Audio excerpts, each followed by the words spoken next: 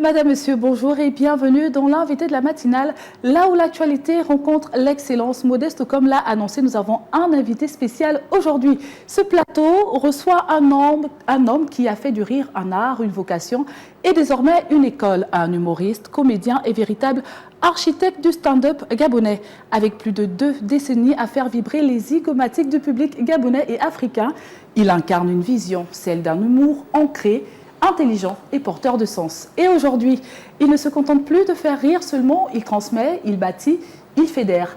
À travers le festival Dipanda Rire et la Defunzu Comedy Academy, il trace un chemin inédit, celui d'un humour gabonais institutionnalisé, professionnalisé et fièrement exportable. Vous l'aurez compris, Omar Defunzu est notre invité de la matinale. Bonjour et bienvenue. Bonjour Christelle, merci. C'est un plaisir de vous recevoir à nouveau. Et avant d'entamer vos différents projets en cours, je vous ai reçu justement sur ce plateau, précisément le 10 décembre 2024 pour votre spectacle Alliance Stand-up et musique. Quoi de neuf? Avant de poursuivre, donnez-nous les nouvelles de Quoi de neuf. Comment ça s'est passé? Avant de me prononcer déjà sur tout ce que je suis venu vous dire, je voudrais rendre déjà un hommage appuyé au président de la République, chef de l'État. Son action aujourd'hui nous permet de rêver à nouveau, de penser à une possibilité d'un Gabon plus fort, d'un Gabon plus uni et tourné vers l'avenir. Rien que la dénomination ministère de la jeunesse, de sport et du rayonnement culturel en dit long.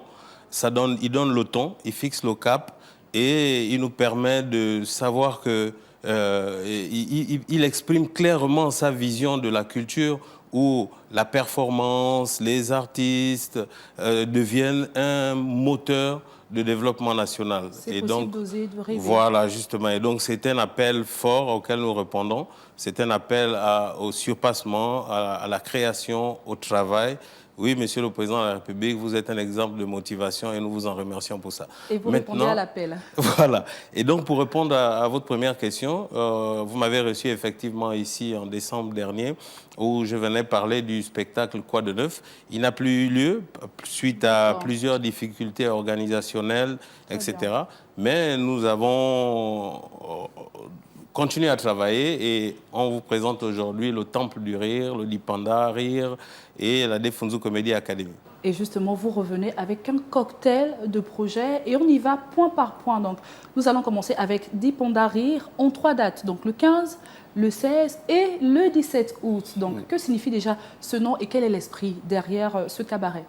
D'accord, le Dipanda Rire, c'est pour rendre un hommage à nos anciens qui n'arrivaient pas à dire indépendance. Il disait Dipanda, Dipanda. Surtout en Pounou, je ne sais pas si dans d'autres langues ça se disait, mais en Pounou, les vieux, ils disaient Dipanda. Donc l'esprit derrière, c'est d'offrir au public gabonais un lieu où ils peuvent venir se former, ils peuvent se recueillir, ils peuvent faire des rencontres, mais surtout un endroit qui fait vibrer. Donc c'est un rêve de plus de 10 ans qui se réalise aujourd'hui. Et il faut dire que les activités, la série de spectacles Dipanda Rire rentre dans le cadre du lancement officiel du premier cabaret 100% humour qui s'appelle le Temple du Rire Cabaret. Très bien, donc un projet qui s'est concrétisé 10 ans plus tard. Et chaque jour a sa thématique bien distincte. Donc le 15 août, c'est un spectacle 100% sans testostérire. Voilà, avec des vannes très très viriles pour satisfaire le public. C'est un excellent jeu de mots. Avec vous-même et Doudouan non glacé du Cameroun, Virus, Yann Coco et Décodeur Mystique. Est-ce qu'on aura droit justement à un humour 100% masculin rempli de testostérone, comme son nom le préindique? Effectivement. Donc, nous avons choisi de proposer au public la majorité des humoristes qui sont déjà appréciés. Donc, Doudou Anon Glacé, il est connu de tout le monde. Omar Defunzu, vous allez le découvrir. Yann Coco, etc. Donc, c'est un cocktail Molotov du rire. Et nous avons voulu rendre un hommage à la fête, à la célébration de la fête de l'indépendance. Nous avons voulu rendre hommage à notre histoire par la scène. Et donc, nous savons que la célébration du 17 août, c'est quelque chose de sérieux. Mais nous allons le célébrer autrement. Pas par des discours, mais par des vannes, des spectacles, tout ça, etc. Le rire. L'humour, effectivement. Voilà. Donc, les militaires vont défiler en uniforme. Nous, on va défiler sur scène avec des vannes, notre spectacle, pour permettre au spectacle de rigoler un bon coup. En quelque sorte. Ce seront vos armes. Justement. Très bien. Alors pour le samedi 16, nous aurons les Reines du Rire avec des pointures de la comédie au féminin comme Odester, Eunice, Bébé la Doudou et Maman Grand Nord. Bon, Maman Grand Nord, je précise quand même que c'est un nom derrière un personnage féminin. C'est lui-même qui a choisi, qui a interprété le personnage, donc on le classe là où il est. D'accord. Et en description, il est écrit « Entre vérité piquante et humour libéré, elles renversent tout sur leur passage ». Qu'avez-vous à ajouter? Elles vont prendre le pouvoir par le micro. Le 16, venez découvrir les femmes parce qu'elles ne sont pas suffisamment mises en valeur et à travers le Dipanda Rire, on va leur offrir cet espace-là pour s'exprimer. Très bien. Et le dernier jour alors? Le 17, c'est le bouillon de l'indépendance avec un mélange. Est-ce qu'on aura un réel bouillon ou c'est une métaphore? Dans le sens propre du terme, les gens vont me découvrir ce côté cordon bleu. Donc, ouais, moi j'adore cuisiner et donc je vais faire un bouillon. Avec la banane, le manioc? Avec tout. Avec tout. Ceux qui voudront, comment les gens le voudront, qui disent seulement avec quoi ils veulent. Et peut-être ils seront servis par moi-même. Très bien. Voilà. Alors, venons-en à présent à la création de ce magnifique projet, la Defunzu Comedy Academy. Donc, quelles sont vos motivations profondes derrière cette création? Après près de 30 ans de scène nationale et internationale, j'ai ressenti le besoin de transmettre à la jeunesse gabonaise et africaine les rudiments du métier, de professionnaliser ce secteur-là, créer une élite humoristique capable de rivaliser de talent avec les humoristes professionnels internationaux. Et d'ailleurs, on va citer les formateurs qui vont arriver, qui ne sont pas des moindres. Exactement. Donc, c'est des humoristes qui seront prêts à s'exporter. C'est des formations de 18 mois. La première année va être spécifiquement pour les techniques d'écriture, les techniques de jeu. Mais la deuxième année, ça va être plus le cadre administratif. Donc le management, la gestion de carrière, développement personnel, gestion financière. Tout ce qui tourne autour. Tout ce qui tourne de l'administration. Parce que je pense que l'humoriste, l'artiste lui-même doit être d'abord son premier manager. Exactement. Pour définir la vision, la politique, où il veut aller. Il faudrait que ce secteur soit professionnalisé. Effectivement. Ils vont étudier aussi la communication, le marketing, parce que ce sont des produits qu'on va fabriquer, ils doivent savoir se vendre eux-mêmes. Et donc, c'est la première école du C'est la première école de formation au métier de l'humour sur le continent. Le continent africain. Et ce sera un véritable marathon, car cette formation se fera juste après le Dipanda Rire, donc du 18 au 28 août. Comment vont se dérouler ces jours de formation? Bon, il faut dire que la masterclass sur les fondamentaux de l'humour, du stand-up, parce que c'est cette forme artistique, humoristique dans laquelle ils vont exceller. Ça va permettre aux jeunes d'apprendre les rudiments du métier. Mais déjà, ceux qui vont venir, qui ne vont pas intégrer l'école, à travers ce qu'ils vont voir, ils pourront déjà être humoristes, se considérer comme humoristes, parce que c'est la formation de base où on apprend les techniques d'écriture, la structure d'une vanne et quelques procédés humoristiques qu'on va voir. Maintenant, après, ceux qui vont intégrer l'école vont aller dans les techniques avancées, tout ça, etc. Donc, c'est pour leur permettre, au soir du 29, de passer les auditions d'entrée à la Defunzu Comedy Academy avec au minimum de connaissances en écriture et en jeu d'acteur pour pouvoir... Un minimum, mais c'est surtout la volonté. Comme vous le disiez tout à l'heure, voilà, j'ai besoin des gars qui veulent faire carrière dans l'humour. Donc ça va être des formations à temps plein, donc du lundi au vendredi, avec des spectacles compris. Très bien. Alors, dites-nous, que représente réellement cette école pour vous? Est-ce que c'était naturel et normal pour vous de pouvoir transmettre aux jeunes? C'est quelque chose de naturel pour moi parce que ça a été pensé depuis des années.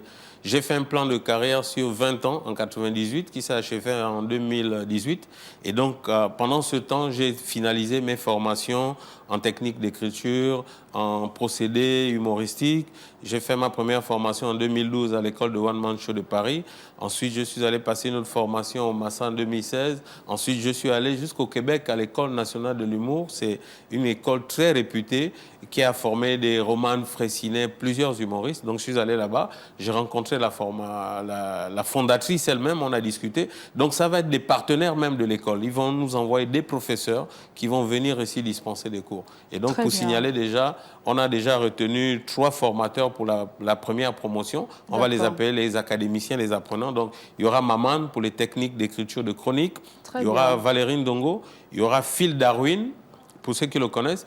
Et puis, nous sommes en discussion avec Christine Bérou, c'est une humoriste française qui a écrit un des manuels que nous allons utiliser à l'école, qui est comment écrire et monter sur scène. Et elle viendra elle-même partager l'esprit de son manuel avec les apprenants. Donc, c'est une belle opportunité. Et donc, ils viendront spécifiquement pour les académiciens. Justement, ils viendront spécifiquement pour les académiciens. Alors, il y a une particularité aussi avec cette formation, c'est que vous avez réservé 5 places pour des personnes en milieu carcéral. Justement, parce que nous avons pensé aux personnes qui sont dans les milieux défavorisés. Il n'y a pas qu'en milieu carcéral. Nous allons aussi recruter dans les orphelinats pour qu'ils ne pensent pas que s'ils ont perdu leurs parents, ils ont perdu leur vie. Non, l'humour aujourd'hui, c'est une des plus grosses opportunités professionnelles. Donc, c'est en pleine expansion. Et donc, on a pensé aussi aux détenus parce qu'on s'est rendu compte que pour la plupart, lorsqu'ils sortaient de leur peine, ils avaient des difficultés à réintégrer la famille, la société, tout ça, etc. Donc, c'est une opportunité de réinsertion sociale et professionnelle. Et il faut dire que c'est une expérience que j'ai déjà menée au Burkina Faso, qui avait porté ses fruits. Exactement. Donc, je reviens ici au pays pour donner cette même opportunité-là à ces personnes à qui non seulement la justice a condamné, mais que la société continue à condamner. Exactement. Avec cette première école dédiée à l'humour en Afrique, on le précise encore une fois de plus, nous sommes arrivés quasiment à la fin. Pour finir, un message pour celles et ceux qui rêvent de faire du rire leur métier et par ricochet aussi un message pour inciter les Gabonais à assister au Dipanda Rire et à participer à la formation. Vous avez la caméra en face de vous. Merci déjà pour l'attachement indéfectible que vous avez envers ma personne depuis près de 30 ans aujourd'hui. Donc, je vous demande encore un effort considérable, c'est de prendre vos tickets comme vous le savez et venir assister à ces différents spectacles. Je demande aussi aux parents, là je ne vais pas seulement m'adresser aux jeunes, mais je vais m'adresser aux parents. Je suis un modèle de réussite sociale et professionnelle dans le cadre de l'humour. Je ne fais que ça depuis 30 ans, donc je suis un exemple. Et si c'est moi l'exemple qui décide de former des jeunes pour qu'ils deviennent des humoristes, tous ces jeunes hommes et garçons et femmes qui vont sortir de cette formation vont trouver le travail avant même qu'ils ne finissent la formation. Au bout de 3 mois, ils vont toucher leur premier cachet. 6 mois, ils pourront déjà participer aux événements comme le Parlement du Rire et des festivals internationaux. Exactement. Donc, et le Temple du Rire aussi. Vos enfants. Voilà, au Temple du Rire. Donc, motivez vos enfants, envoyez-les. Ce n'est pas... On ne tape pas poteau là-bas.